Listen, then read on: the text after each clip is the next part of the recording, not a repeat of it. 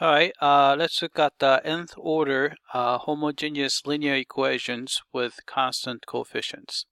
Alright, this is case 4, repeated complex roots. Alright, let's say that you have a root a plus or minus bi is a repeated k times. Then the solution is going to look like this. Right? So it's very similar to repeated real roots. So you would have c, c1, c2x, and so on. And in this case, we would have to have d1 plus d2x and so on up to dk x to the k minus 1 because we have a cosine term and a sine term. So since you have a plus bi, so you're going to have e to the ax, and then you have a cosine of bx, sine of bx. Then you would have to have those c1, c2x, and so on for both of these guys.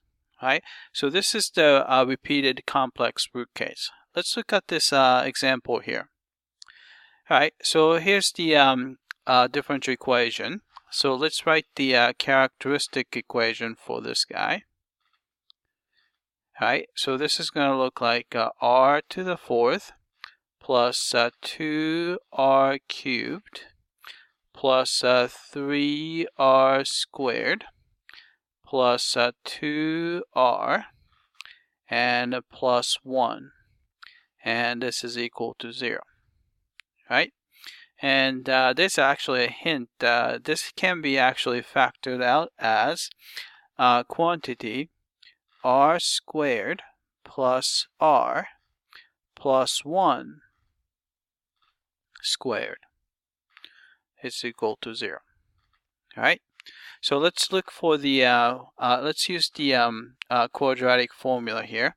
So r is equal to, right, minus b, so in this case negative 1, plus or minus square root of b squared, which is going to be 1, minus 4 times a times c, and the 4 times a is 1, c is 1 too. So it's going to be square root of negative 3. So then over 2 times a, so it's going to be just 2. Right?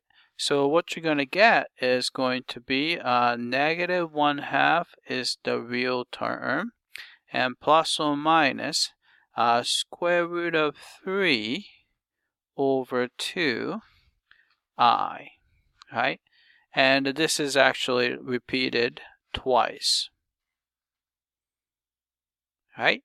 So therefore, the solution can be written as, so y is equal to, right? So I'm going to have a c1 plus c2 x, so that's it.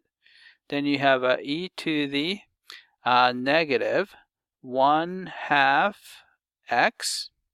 Then you would have cosine of square root of 3 over 2 x. Maybe I'll put the parentheses there, right? And plus, we would have d1 plus d2 x.